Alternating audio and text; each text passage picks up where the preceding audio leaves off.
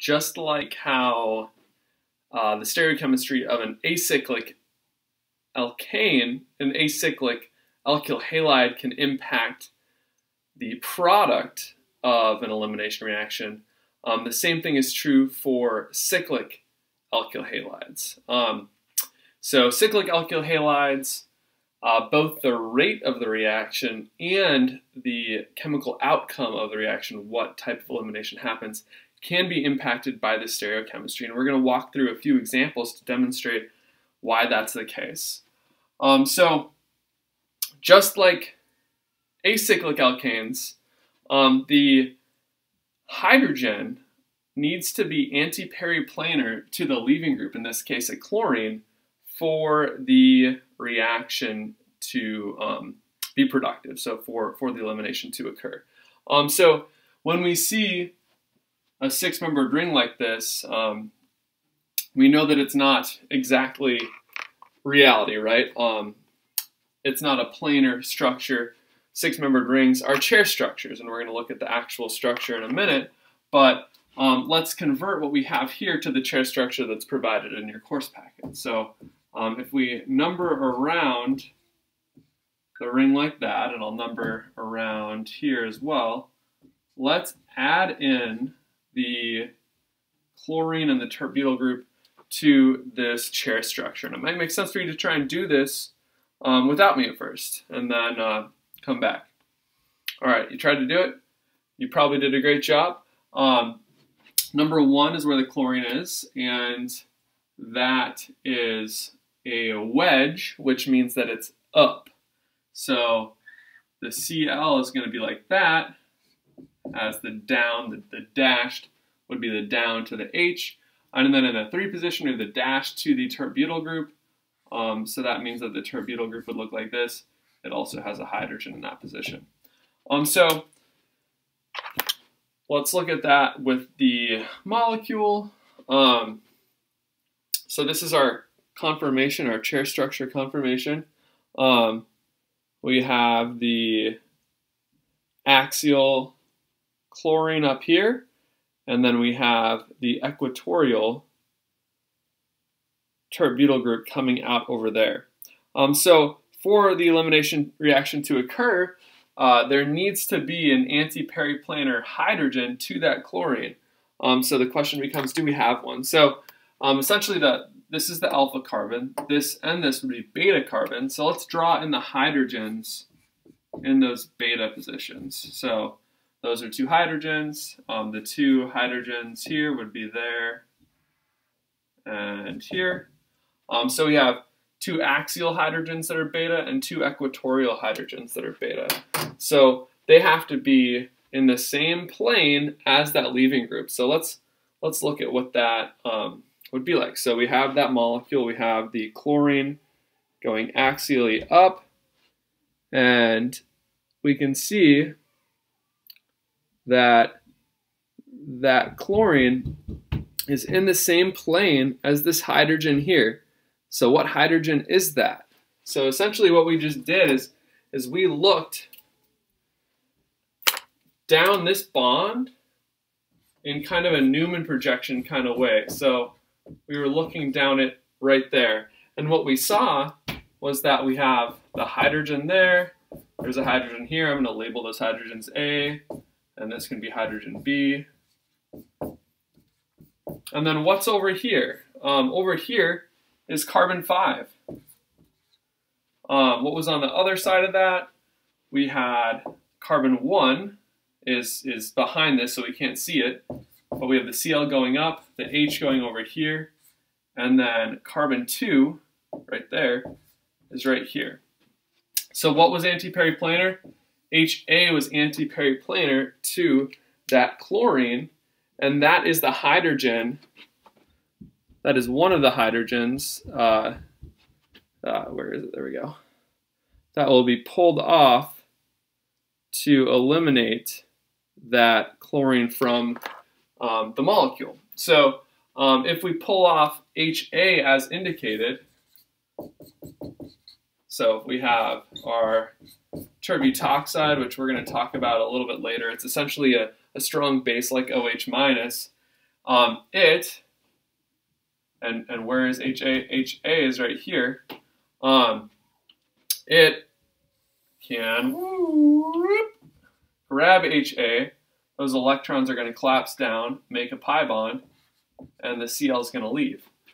So one possible product here would be that molecule right there. What's the other possible product? We also talked about these two hydrogens. So what we looked at was that HA and that HB, but we also have the two hydrogens over there. So where are those two? So this is the hydrogen that we just pulled off, but the one that we said we still need to look at is this one right here. And is that one. Do you want to come down here, Lena? It's okay. Just my kiddo. She's doing some artwork that she wanted to show me. But anyway, so this is the one we pulled off, but we said that this one right here that I'm holding, that my finger's on, is actually this hydrogen right here. And if we rotate the molecule around, we can see that that hydrogen where my finger is also anti-periplanar. It's in the same plane as the leaving group. So one option is for the base to take off this HA. The other option would be to remove that hydrogen as well. We'll call this HA prime, and essentially, where's HA prime? It's on this position here, A prime. So essentially, that terbutoxide could also come over here, grab that hydrogen to do the other elimination. So this is HA was removed, and minus HA prime would produce this as the product. Both of those products are di-substituted alkenes. They're going to be relatively similar in energy.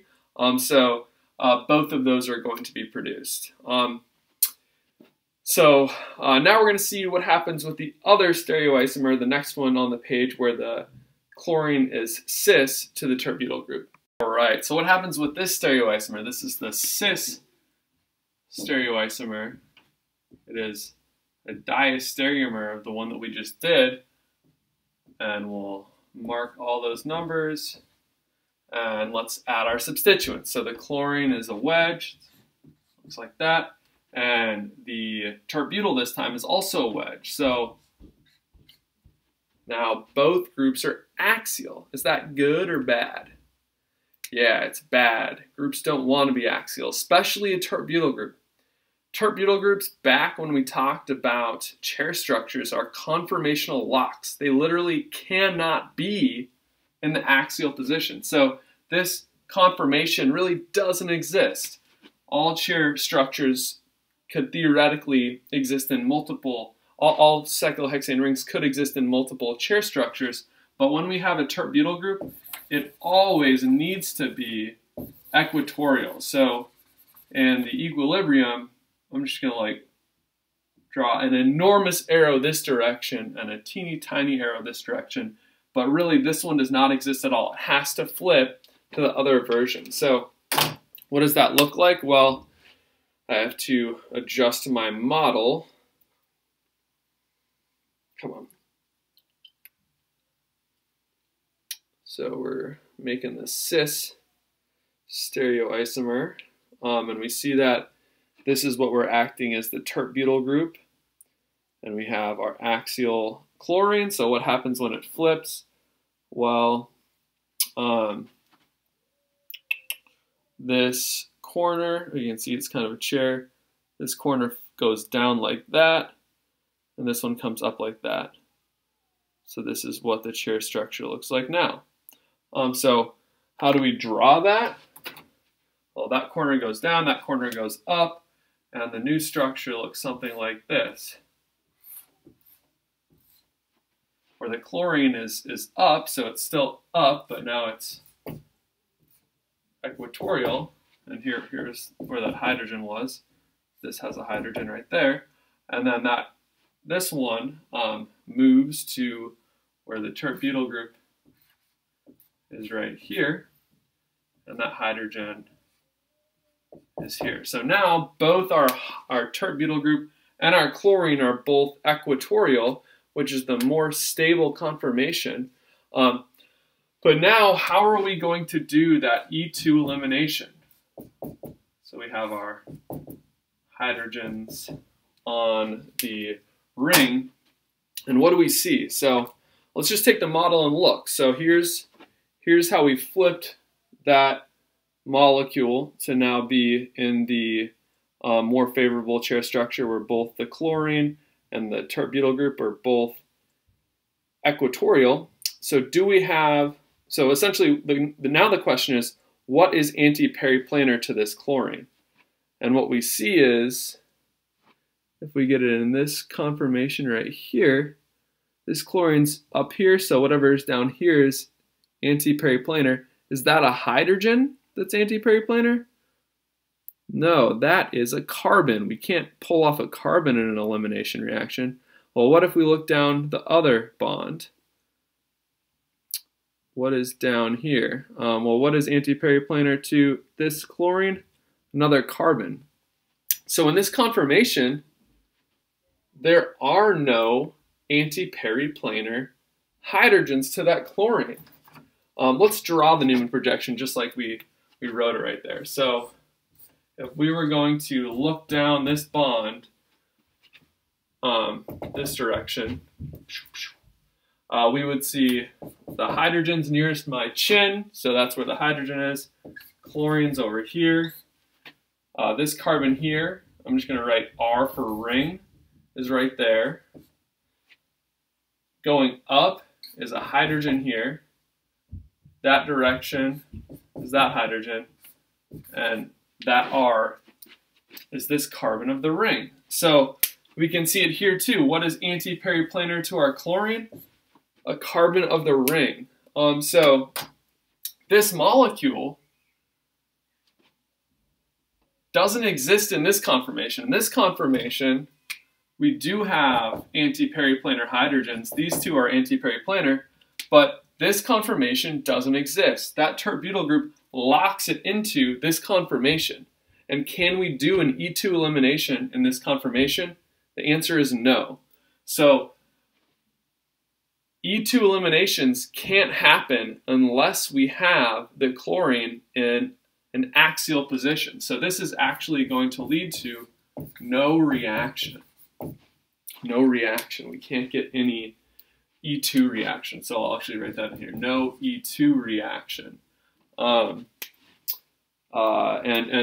just to be super explicit about what I just said, hopefully you already wrote it down, but the leaving group must be axial for E2 reactions to occur.